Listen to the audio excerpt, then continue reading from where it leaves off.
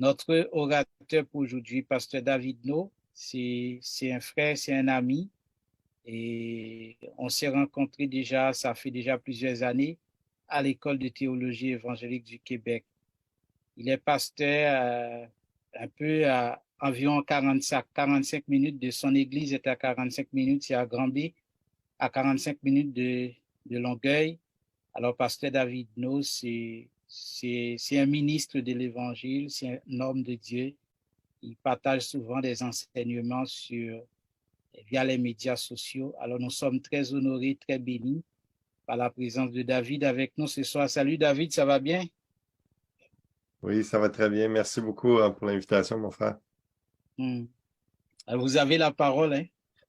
Oui, ben bonsoir à tout le monde. Bonsoir à Dominique aussi, un autre frère que j'ai appris à connaître à l'ETEC, que je suis content de revoir ce soir.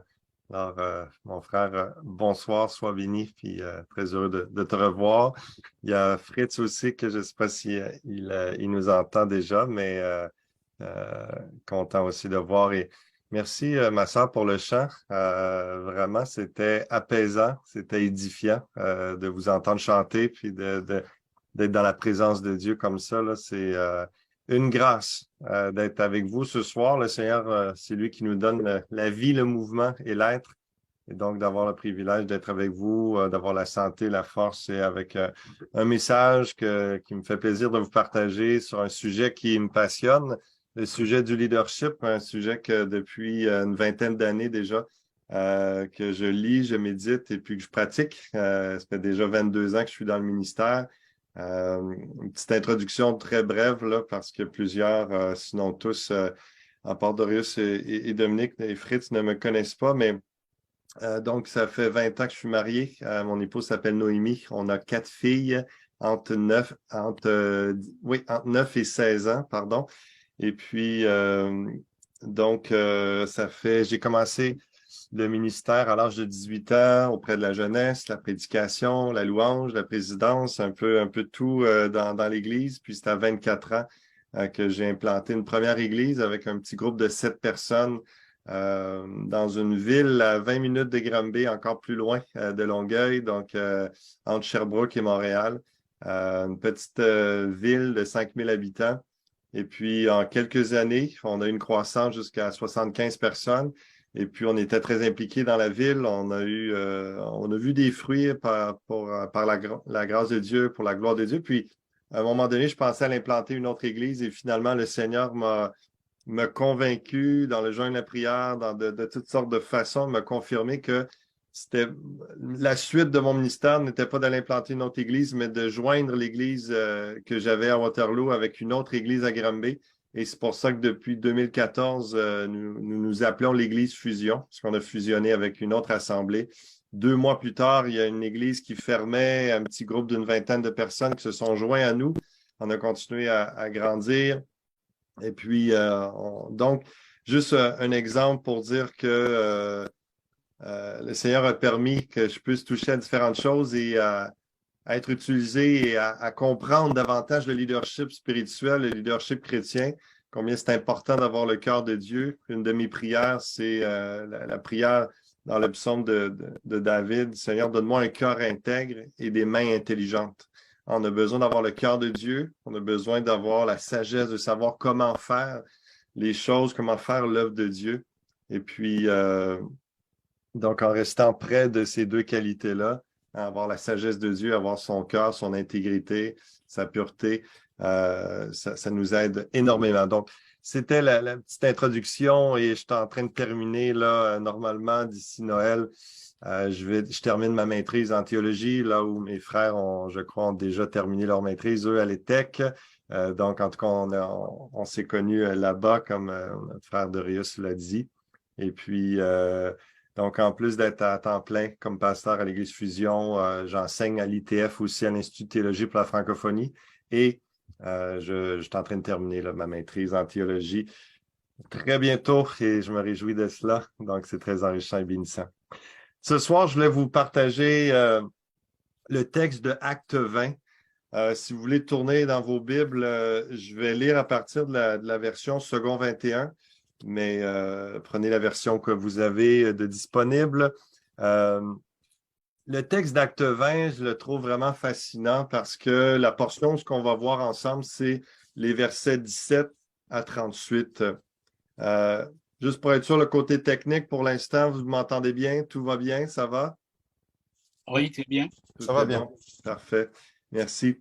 Donc, le passage d'Acte 20, les versets 17 à 38, est un passage qui est fascinant, que je trouve vraiment bénissant et profond. Et il faut comprendre, il faut le voir comme l'apôtre Paul, comme on va le voir dans le texte, est averti par l'Esprit qu'il doit aller vers Rome et que sa fin s'en vient. Et là, il décide de rencontrer les anciens d'Éphèse, mais dans la ville de Milet. Et puis, il leur lègue en réalité son testament spirituel. Imaginez-vous comme parent que vous apprenez que vous avez quelques jours, mois à vivre et que c'est la dernière fois que vous parlez à vos enfants. Donc, le discours d'adieu que vous allez leur donner, il est chargé, il est très significatif. C'est un discours que vous allez vouloir dire l'essentiel de votre foi, vous allez vouloir léguer un héritage spirituel, leur donner les dernières paroles qui vont les marquer, qui vont les aider, qui vont les édifier. Vous allez vouloir résumer des moments de votre vie, des enseignements de Dieu. Vous allez vouloir donner des conseils pour le futur lorsque vous ne serez plus là. Imaginez si vous êtes un leader envers tous les bénévoles de votre ministère, envers tous ceux que vous desservez et que vous apprenez qu'il vous reste quelques temps à vivre, c'est la dernière fois que vous le rencontrez, vous allez vouloir leur donner l'essentiel de votre message, de votre cœur, de ce que vous avez appris. Si vous êtes un pasteur et que c'est le dernier message que vous adressez à votre Église, ça va être très, très significatif. Et donc, c'est dans ce contexte-là où Paul sait que c'est la dernière fois qu'il va voir les anciens d'Éphèse et puis il leur livre son cœur. Et donc, c'est pour ça qu'à l'intérieur de ce court passage, il y a vraiment plusieurs essentiels, des fondamentaux du leadership. Donc, c'est pour ça que s'il y avait un titre à donner à ce message-là, ce serait les principes de leadership selon Paul. Ce n'est pas la totalité de ce que Paul enseignait au vécu, mais il y a vraiment des essentiels qui sont là. On va en regarder quelques-uns ensemble ce soir. Et en lisant, en étudiant, j'ai réalisé et j'ai lu que c'est le seul message de Paul qui se trouve dans les Actes qui est adressé à des chrétiens. Tous les autres récits tous les autres passages qui parlent des messages de Paul se sont adressés à des Juifs ou à des Grecs qui ne sont pas encore convertis, qui ne sont pas encore chrétiens. Et donc, c'est intéressant de noter, de savoir que c'est le seul message de Paul dans les Actes adressé à des chrétiens, donc à des pasteurs, à des responsables d'Église. Et comme tout discours d'adieu, il y a un regard panoramique sur le passé, le présent et le futur. Et il parle de la réalité du ministère, qui est la réalité des souffrances qui font partie du service pour Dieu. Mais en même temps, c'est beau de voir que ce qui se dégage du message de Paul, c'est qu'il est en paix, il ne craint pas ce qui s'en vient. Et donc, ça aussi, c'est un bel héritage à léguer aux responsables d'Éphèse. L'historien et théologien Daniel Marguerat va dire que lorsqu'il convoque, parce qu'il arrive à Milet, et puis il envoie des messagers convoquer les anciens d'Éphèse les anciens d'Éphèse, et c'est un voyage d'environ 5 jours de marche aller-retour. Donc, il y a vraiment, c'est considérable. Il tient réellement à faire ses adieux à ces responsables d'Église-là, mais en même temps, c'est un discours d'adieu aussi à sa mission. Il sait que sa mission évangélique, sa mission de fonder des églises, de transmettre l'Évangile aux incroyants, mais aux non-juifs aussi s'achève. Et puis, donc, il y a ce discours d'adieu qu'il veut faire. Je commence la lecture dans Acte 20 à partir du verset 17. Ce qui va suivre est un peu une lecture commentée que je vais faire. Je vais m'arrêter sur certains passages et regarder les principes de leadership qu'on peut tirer de l'enseignement de Paul, que vous soyez pasteur, que vous soyez leader de ministère, que vous soyez parent. On exerce le leadership de différentes façons et je veux l'apporter et l'appliquer d'une façon à ce que ce soit pertinent et utile pour chacun d'entre vous. Cependant, de Milet, il a envoyé chercher à Éphèse les anciens de l'Église. Lorsqu'ils sont arrivés vers lui, il leur a dit, « Vous savez de quelle manière je me suis toujours comporté avec vous depuis le jour où j'ai mis le pied en Asie. J'ai servi le Seigneur en toute humilité, avec beaucoup de larmes, et au milieu des épreuves que provoquaient pour moi les complots des Juifs. Vous savez que sans rien cacher, je vous ai annoncé et enseigné tout ce qui vous était utile, en public et dans les maisons, en appelant les Juifs et les non-Juifs à changer d'attitude, en se tournant vers Dieu et à croire en notre Seigneur Jésus-Christ. » Dans cette première portion de Paul, il est en train d'avoir un regard vers le passé.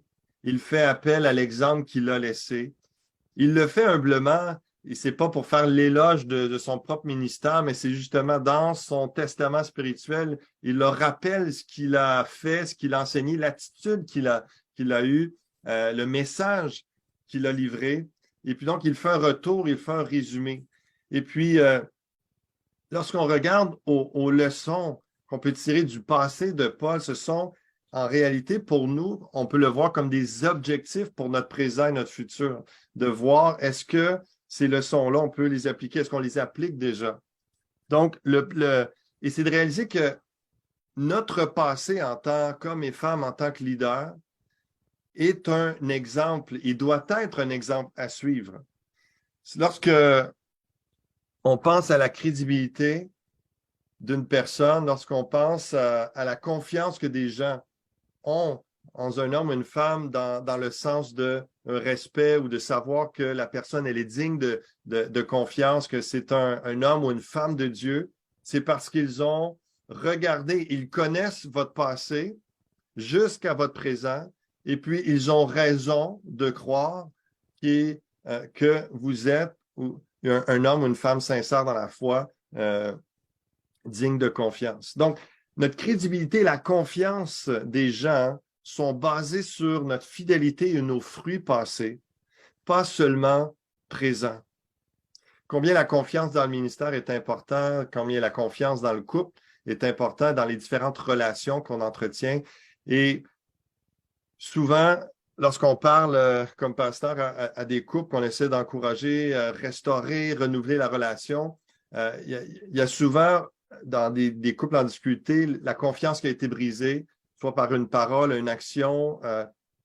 Et des fois, un ou l'autre, dépendant qui a besoin de gagner, a besoin de prouver qu'il est digne de confiance, pense qu'en une action ou deux, après des mois ou des années de paroles et d'actions qui brisent la confiance, pense que rapidement, juste par le présent, la personne va s'attendre que sa conjointe, son conjoint lui fasse confiance. Regarde, j'ai changé ou j'ai fait ci, j'ai fait ça.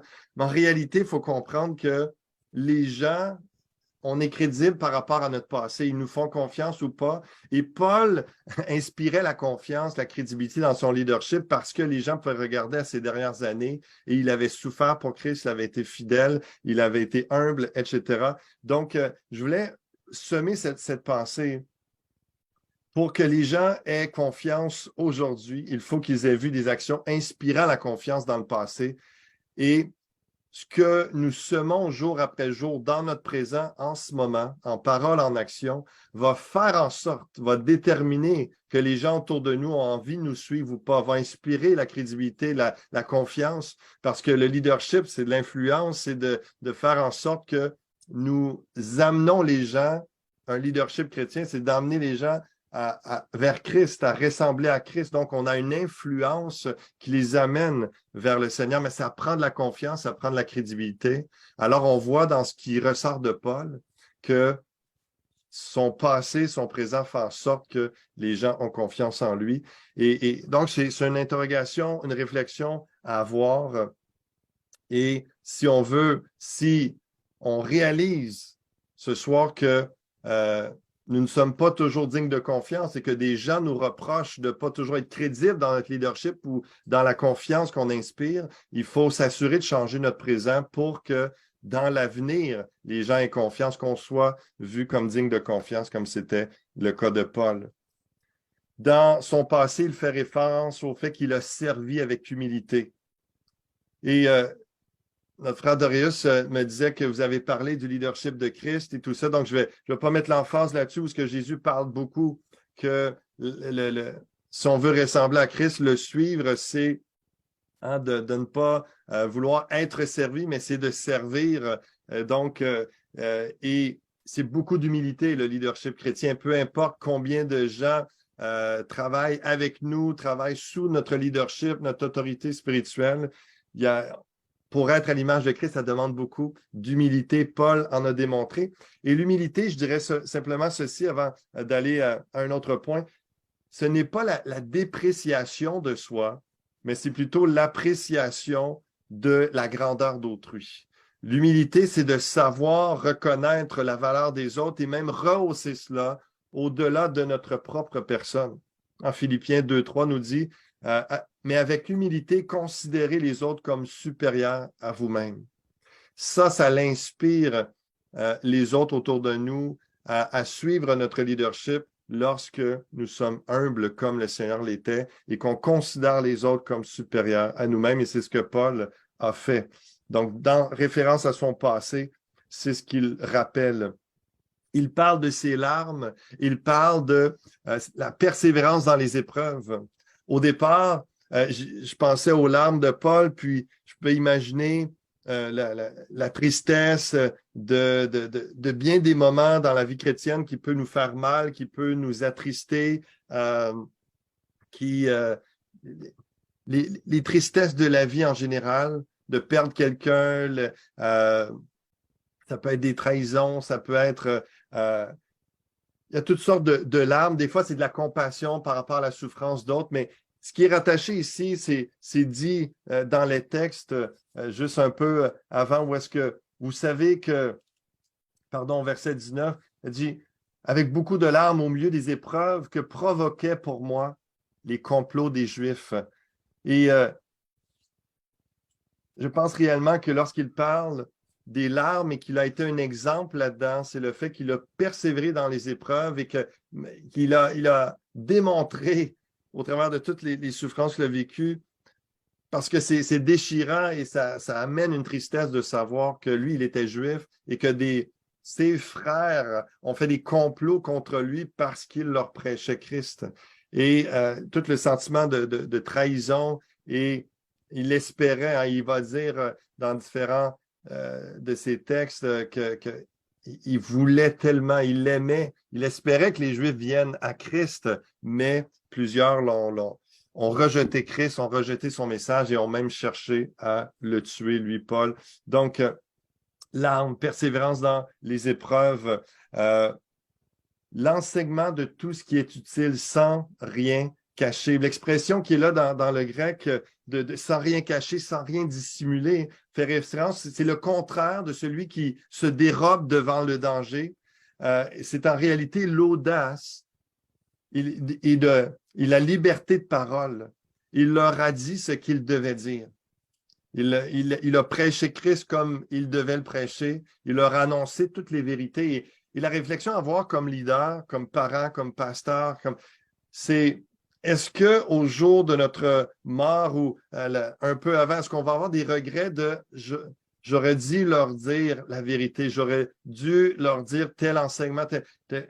Paul est en paix parce que dans son testament, il fait la rétrospective, puis il est en paix parce qu'il dit, je vous ai tout enseigné, je n'ai pas rien caché, même les choses difficiles à dire, je vous les ai dites.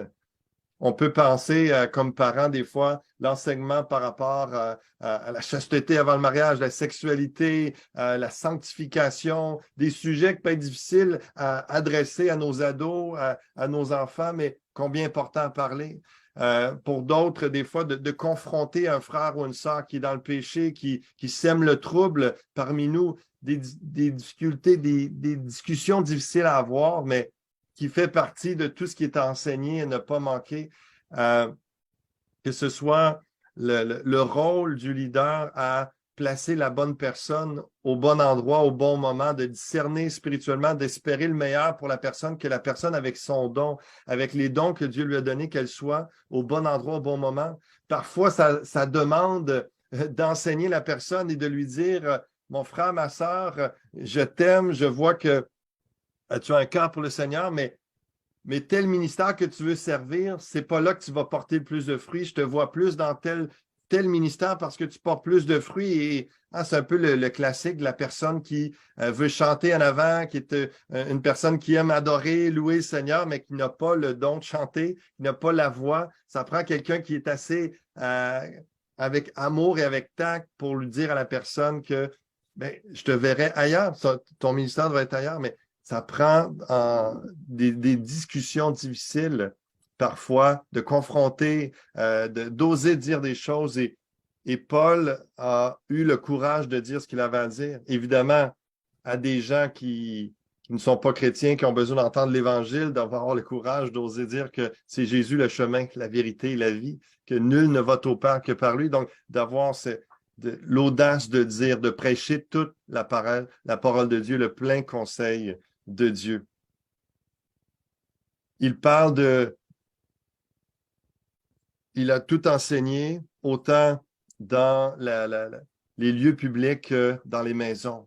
Et les références aux différents endroits, évidemment, qu'il a enseigné, qu'il a parlé, qu'il a fait le ministère, différents, dépendamment des villes, des régions, mais en même temps, on peut penser au fait de la vie personnelle, de la vie de garder l'intégrité dans la vie publique comme dans la vie privée, en petit groupe comme en grand groupe, d'avoir le même discours, d'être la même personne, d'être authentique, intègre. Et Paul dit que peu importe qu'on était en petit groupe, où est-ce qu'on pouvait adresser des choses plus personnelles, où est-ce qu'on était peut-être plus léger, où vous m'aviez vu dans différents contextes, versus devant les foules, où est-ce que je prêchais l'Évangile, j'étais la même personne, j'ai prêché le même message et j'ai osé dire ce que j'avais à dire encore une fois. Donc, il y a dans tous les aspects de la vie, de ses relations, etc., il y avait une constance, une sincérité, une authenticité et le message de l'Évangile qui était là. Il parle également d'un ministère sans favoritisme face aux nationalités. Il dit que ce soit aux Juifs ou aux Grecs, il a prêché la parole de Dieu. Donc, vraiment l'impartialité qu'on voit aussi chez l'apôtre Paul. Donc, ce sont quelques leçons qu'il donne, en réalité, le modèle qu'il rappelle, qu'il a laissé dans son passé et qui sont pour nous, je le rappelle, des objectifs, une inspiration pour notre leadership. Je vous pose ces questions de réflexion. Quelle est votre évaluation de votre passé concernant votre leadership? Quelle évaluation est-ce que vous faites de vous-même par rapport aux derniers mois, aux dernières années? Est-ce que vous pouvez dire que par la grâce de Dieu, c'est tout par la grâce de Dieu, c'est bien humblement qu'on dit ça comme Paul, mais est-ce que des gens qui pouvaient vous faire confiance, est-ce que vous avez été digne de confiance? Est-ce que vous avez été crédible dans votre leadership pour dire qu'il y a eu des fruits et des gens ont pu vous suivre comme Paul est en train de l'attester et en train de le rappeler? J'ai servi avec humilité, j'ai prêché tout le conseil de Dieu, etc., etc. J'ai persévéré dans les épreuves. Donc, quelle est votre évaluation de votre passé concernant votre leadership? Qu'est-ce que vous devez mettre devant le Seigneur et changer dans votre présent afin que les fruits d'un leadership chrétien soient dans votre futur? Je répète la question. Qu'est-ce que vous devez mettre devant le Seigneur et changer dans votre présent afin que les fruits d'un leadership chrétien soient là dans votre futur? Parce qu'évidemment, les fruits n'arrivent pas par hasard. Les résultats de l'investissement dans l'œuvre de Dieu n'arrivent pas par hasard.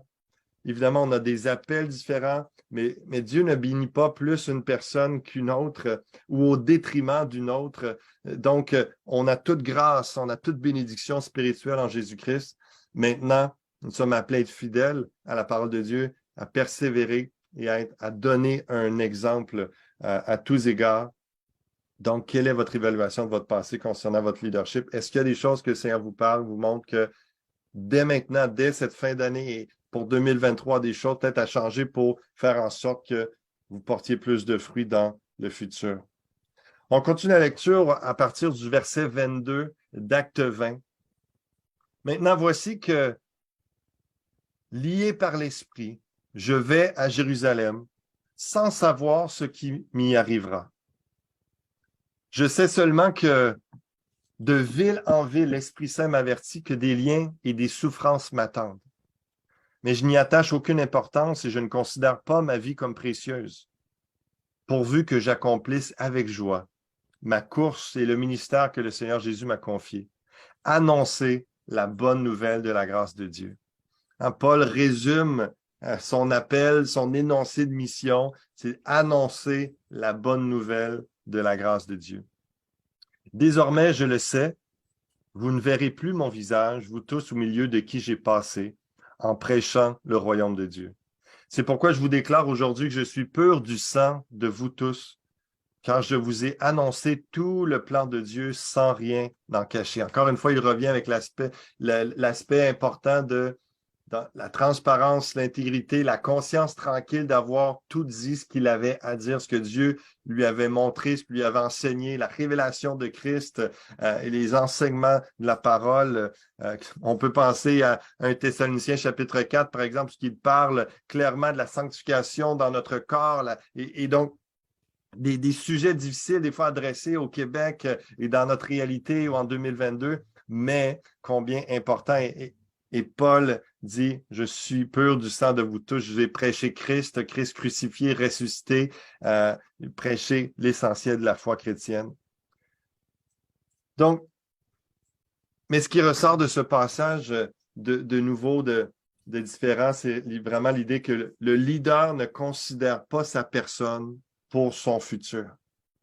Paul dit, je ne me considère pas moi-même. Le plus important pour lui, c'est sa course, d'achever sa course avec joie, de garder une joie dans le Seigneur, la joie de son salut, la joie de prêcher le salut en Jésus-Christ. Et on voit dans son attitude de leader chrétien, c'est qu'il accepte de souffrir pour Christ. Et même dans Philippiens et à d'autres endroits, on voit qu'il va quasiment louanger, si vous me permettez l'expression, l'aspect de la communion des souffrances de Christ. L'aspect de je veux être comme Jésus et Jésus a souffert dans son corps, dans son âme pour accomplir le plan du Père. Et de même, je veux être comme Christ, Paul va dire, et je veux... et donc, il se réjouissait des souffrances. C'est de la réalité que, encore une fois, il faut combattre la pensée aujourd'hui, je pense, sur le fait que souvent, lorsqu'on vit une épreuve ou une difficulté, une souffrance, qu'elle soit physique, spirituelle, émotionnelle, une souffrance d'un défi dans le ministère où ce que ça ne va pas aussi bien qu'on voudrait, ça avance pas aussi vite, il n'y a pas autant de fruits, on va voir ça comme une malédiction, comme une punition, on va voir ça comme il y a quelque chose qui cloche. Et pourtant, quand on regarde aux apôtres, quand on regarde à Jésus, quand on regarde à l'apôtre Paul, ça a été difficulté par-dessus difficulté, épreuve par-dessus épreuve, souffrance, avec des joies, des miracles, avec des conversions, des fruits, tout ça, mais toujours dans des tribulations. Alors, il ne faut pas oublier, il ne faut pas perdre de vue cette réalité-là que l'idée de la communion des souffrances de Christ et en accomplissant le plan de Dieu, en étant le leader chrétien que Dieu veut que nous soyons, il y aura forcément souffrance et c'est d'arriver à accepter et même, je pense que c'est une grâce de Dieu par l'Esprit, mais d'apprécier le fait qu'on est en communion avec Christ, du fait qu'on va souffrir dans notre corps, dans cette réalité du ministère, de servir Dieu, de prêcher sa parole. Il y a de l'adversité, il y a de l'oppression, des difficultés. Et ce qui est beau, l'expression lié par l'Esprit. Je m'en vais. Lié par l'Esprit. Il y a vraiment il s'en va à Jérusalem et je pense qu'il y a vraiment quelque chose à saisir là sur le fait de l'acceptation, de la souffrance et de la paix la confiance en Dieu, du fait que ce soit dans le cas de Paul où ce que sa mort s'en vient bientôt, mais nous, dans notre présent, on ne sait pas combien d'années on a à vivre. On est appelé à porter notre croix, à renoncer à nous-mêmes, à mourir à nous-mêmes, d'être pas être là pour, de ne pas servir pour notre propre cause, mais pour la cause de Christ. Et il y a comme une paix qui dégage du discours de Paul de dire que c'est pas mes adversaires qui vont me lier, c'est pas eux qui gagnent, c'est pas eux qui me... Non, non, liés par l'Esprit. Il y a une acceptation qu'il y a un plan de Dieu, il y a une volonté de Dieu et qu'il y aura un témoignage au travers de ces liens, il y aura la gloire de Dieu qui va se manifester, la volonté, l'œuvre de Dieu qui va être là. Et donc, avant d'être lié par ses adversaires, il est lié par l'Esprit. Et que ça puisse être une grâce de dire, Seigneur, c'est comme, en d'autres mots, je dirais, c'est d'accepter le fait qu'on a renoncé à nous-mêmes. J'ai été crucifié avec Christ, ce n'est plus moi qui vis, c'est Christ qui vit en moi. On peut citer Galates 2:20. Et lorsqu'il y a cette conviction, cette expérience, ce renoncement, bien, toute épreuve ou souffrance qui arrive, on le vit beaucoup plus avec calme, avec confiance en Dieu, avec sérénité, parce qu'on sait déjà qu'on est mort à nous-mêmes, on sait déjà que ça va arriver, on sait déjà que c'est normal ces choses-là et que Jésus et Paul et d'autres, tous les serviteurs de Christ passent par là. Donc, on ne se laisse pas décourager. Le fait de saisir que on a renoncé à nous-mêmes et Paul, de voir qu'il est lié par l'Esprit, ça le préparait à tout ce qui s'en venait. Ça le préparait à tout. Donc, on peut savoir cette conviction que oui, l'ennemi se déchaîne, oui, il y a des adversaires, mais en bout de ligne, on est entre les mains de Dieu et si on se charge de notre croix, on est avec Christ dans la communion avec le Seigneur. On a déjà accepté de souffrir, on a déjà accepté de mourir à nous-mêmes. Donc, peu importe ce qui arrive, on est préparé à tout parce que nous sommes en Christ, vivant en lui et on est dans sa grâce. Donc, l'important n'est pas notre personne, mais la cause de Christ. C'est ce qu'on voit qui ressort aussi comme principe de leadership de Paul dans son discours d'adieu. Le verset 28 va dire, « Faites donc bien attention », dans Acte 20, verset 28, « Faites donc bien attention à vous-même et à tout le troupeau dont le Saint-Esprit vous a confié la responsabilité. Prenez soin de l'Église de Dieu qu'il s'est acquise par son propre sang. » Un verset qui est vraiment fascinant. On a vu que l'apôtre Paul a parlé de son passé. Dans son discours d'adieu, fait une rétrospective, parle du passé et il a parlé un peu de son futur lié par l'Esprit. Je m'en vais à Jérusalem, mais il est confiant. Et là, on a un aperçu du présent. Il va dire, c'est pour ça qu'on peut intituler cette partie, le leader est vigilant dans le présent. Important de léguer un exemple dans notre passé. Et pour avoir un exemple, qu'on soit un exemple, une inspiration dans notre leadership, dans notre présent, notre futur. Dans le futur, évidemment, ça commence d'être vigilant dans le présent. Pour porter du fruit, pour accomplir l'œuvre de Dieu. Il encourage de prendre garde. Faites donc bien attention. Prenez garde à vous-même et à tout le troupeau dont le Saint-Esprit vous a confié la responsabilité. Prenez soin de l'Église de Dieu qui s'est acquise par son propre sang. Je fais une petite parenthèse trinitaire ici. C'est intéressant de voir comment Paul parle aux évêques, aux responsables de l'Église. En d'autres mots, je crois que c'est des mots réellement interchangeables avec dirigeants d'Église, pasteurs d'Église, mais on voit que c'est le Saint-Esprit qui a confié la responsabilité à ces hommes-là. Prenez soin de l'Église de Dieu qui s'est acquise par son propre sang. Et on sait très bien que Dieu le Père est spirituel, il est esprit, et que c'est le Fils Jésus-Christ qui est en chair et en os qui a versé son sang.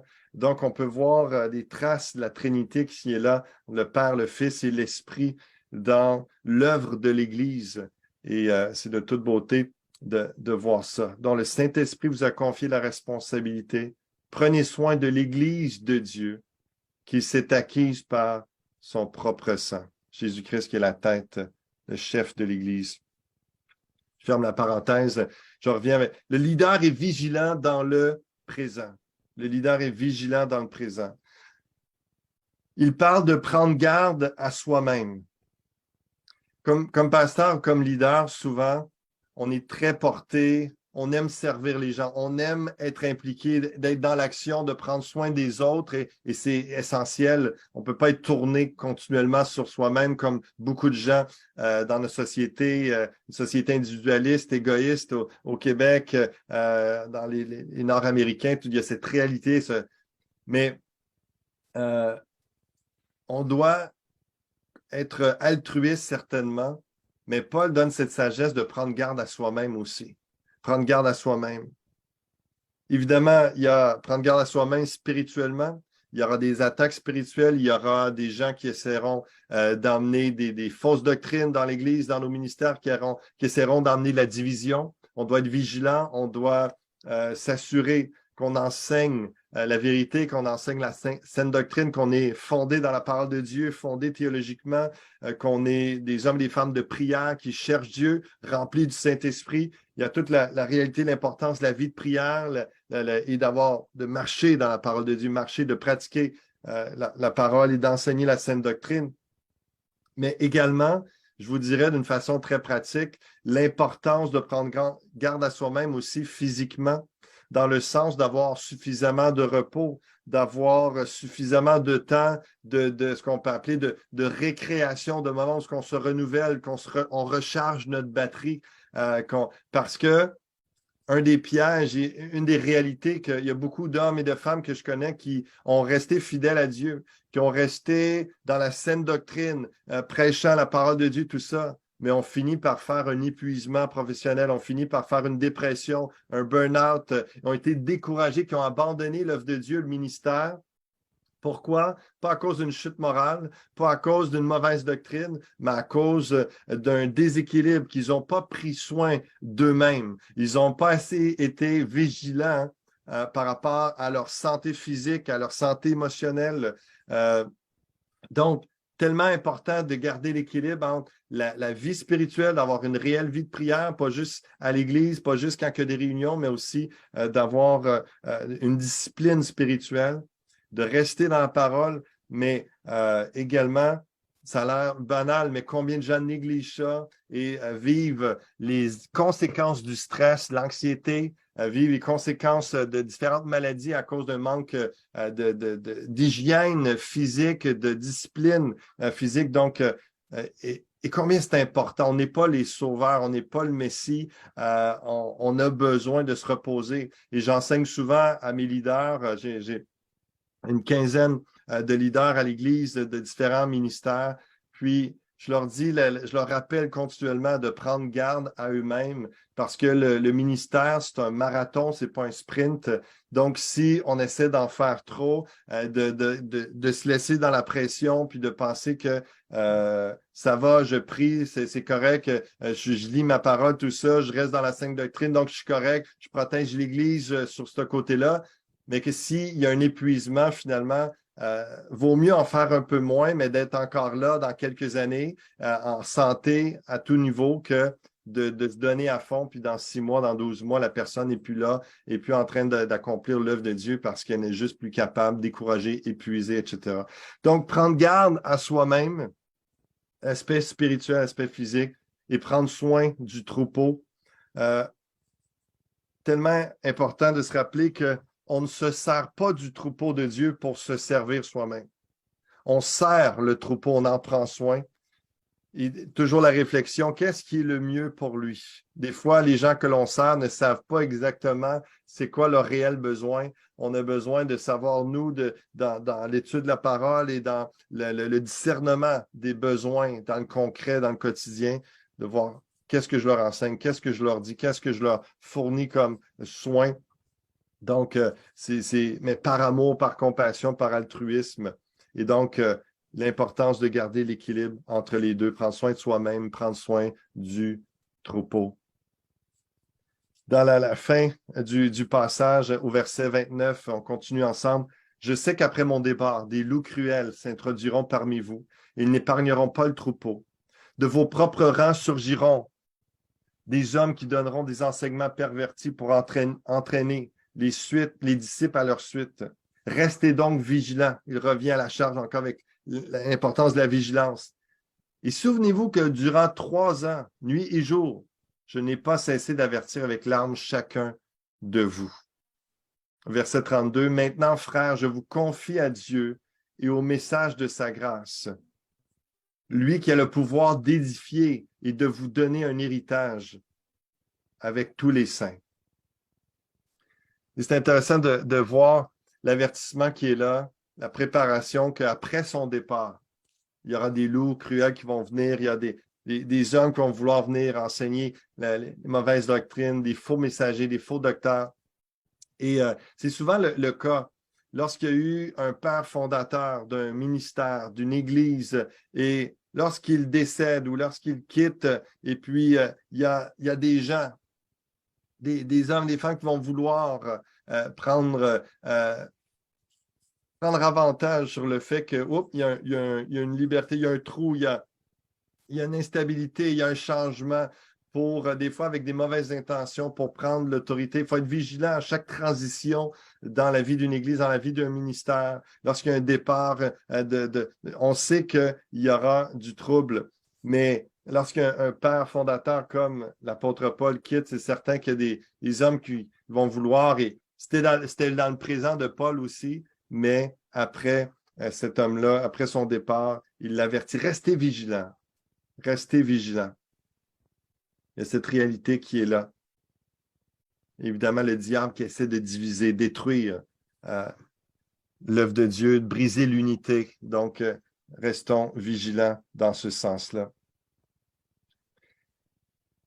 Et dans la dernière portion du passage, il revient avec un exemple du passé. Il fait encore une rétrospective dans son discours d'adieu. Je n'ai désiré ni l'argent, ni l'or, ni les habits de personne. Vous savez vous-même, les mains que voici ont pourvu à mes besoins et à ceux de mes compagnons. En tout, je vous ai montré qu'il faut travailler ainsi pour soutenir les faibles et se rappeler les paroles du Seigneur Jésus, puisqu'il a lui-même dit, il y a plus de bonheur à donner qu'à recevoir. Un des exemples que Paul rappelle, au-delà de l'humilité et la persévérance dans les épreuves, et qu'il a tout enseigné, le conseil de Dieu, c'est le fait qu'il a été un travailleur acharné. Pour servir le Seigneur, pour développer un ministère, vous le savez comme moi, ça prend beaucoup de travail. Ça prend beaucoup de travail. Un de mes mentors, un des mes pères spirituels qui disaient souvent, un peu à la blague, mais avec un très grand fond de vérité, que le ministère, c'est 10% inspiration, 90% transpiration. Et c'est vraiment l'idée, là, et Paul en parle souvent, il va faire ses listes dans les veilles, dans les coups, dans les tribulations, dans les jeûnes, etc. Il y a dans les fatigues. La réalité du ministère qui demande beaucoup de travail et de le faire avec un cœur pour servir son prochain, prendre soin de ceux qui sont faibles, soutenir les faibles. La motivation du travail de Paul, c'est de pouvoir prêcher la parole de Dieu le plus possible, soutenir, pourvoir aux besoins de ceux qui sont pauvres, de ceux qui sont faibles et de ne pas dépendre des autres, d'être autonome, de vraiment pouvoir soulager le plus, de ne pas être à fardeau à personne. Donc, tellement important, après avoir parlé de l'exemple spirituel, de sa vie intérieure chrétienne, il parle des actions extérieures, l'importance du travail acharné. Il parle de ne pas être paresseux, ni dépendant ou profiteur des autres, au contraire d'être quelqu'un qui donne plus qu'il reçoit. Il a souvent, et c'est particulier parce que lorsqu'on connaît le parcours de Paul dans différents contextes, entre autres avec l'Église de Philippe, il a reçu des dons, mais avec Corinthe, on voit qu'il y aurait une étude culturelle à faire, historique aussi, qui serait intéressante pour aller plus loin sur ce détail par rapport au soutien financier dans l'œuvre de Dieu. Mais on voit que ce qu'il transmet, c'est l'importance de travailler fort, mais il semble démontrer une indépendance de jamais vouloir être soutenu, mais on sait bien qu'il va dire aussi ailleurs que non seulement il remercie les Philippiens de leur don, que ça a été apprécié, que ça a été utile, il va dire aussi que celui qui prêche l'Évangile vive de l'Évangile. Donc, il y a cette réalité, cet équilibre à trouver, mais ce qu'on ressort de son discours d'adieu en bout de ligne, c'est vraiment travaillez fort, lâchez pas, travaillez fort à l'œuvre de Dieu et assurez-vous qu'on ne soit pas à charge inutilement à des gens et un fardeau que finalement on ne pourra plus prêcher la parole, répandre la parole. Donc, faisons en sorte dans notre gestion financière, faisons en sorte dans la façon qu'on travaille, qu'on planifie notre présent, notre futur, de considérer le plus de détails possible pour faire en sorte que d'être stratégique pour que la parole de Dieu en bout de ligne soit le plus prêchée et sur le court, moyen et long terme, sans entrave, sans arrêt. Que Dieu nous inspire toutes ces stratégies dans ce sens-là et qu'on travaille fort. Je termine avec les derniers versets de son discours d'adieu. Après avoir dit cela, il s'est mis à genoux et a prié avec eux tous. Tous ont alors fondu en larmes, ils se jetaient au cou de Paul et l'embrassaient, attristés surtout parce qu'il avait dit qu'il ne verrait plus son visage, puis ils l'ont accompagné jusqu'au bateau. Dans cette conclusion, on voit l'importance dans le leadership de se confier en Dieu. Puis, il va dire un peu avant, je vous confie à la grâce de Dieu, au message, à la parole de Dieu, au message de sa grâce. C'est tellement important. Puis, je trouve que c'est significatif. Ça termine en disant, puis ils l'ont accompagné jusqu'au bateau. Ça semble banal, mais si on dresse le portrait de cette réalité-là, imaginez-vous que vous êtes avec Paul et que vous l'accompagnez jusqu'au bateau. Évidemment, vient un temps, après les embrassades, après les pleurs, après la prière, lui, il va embarquer dans le bateau, mais vous allez rester là. Vous allez rester au quai, vous allez rester sur le bord de l'eau. Il va finir par partir seul. Il va finir par quitter et sans vous, et sans que vous soyez là. Et c'est la réalité du ministère qu'il y a des moments dans notre vie où est-ce qu'il y a des choses qui se fait seul. Lorsque on monte sur l'estrade pour aller prêcher la parole de Dieu, on est seul. On aimerait avoir des appuis des fois parce qu'on le fait avec crainte et tremblement. Il y a des moments où on doit aller rencontrer quelqu'un et ça se fait seul. Et on le fait avec crainte et tremblement. Et c'est alors combien c'est important de se confier en Dieu. Il y a des moments que ça peut être des soirs, des nuits, des moments plus difficiles de combat spirituel où est-ce que... Et tout le ministère de Paul parle de l'importance du travail d'équipe et je ne veux pas renier ça, au contraire, mais simplement mentionner qu'il y a cette réalité où ce que... Et encore là, il y aurait quelque chose d'historique à parler par rapport à l'apostolat. Il ne confie pas les évêques d'Éphèse à un autre apôtre.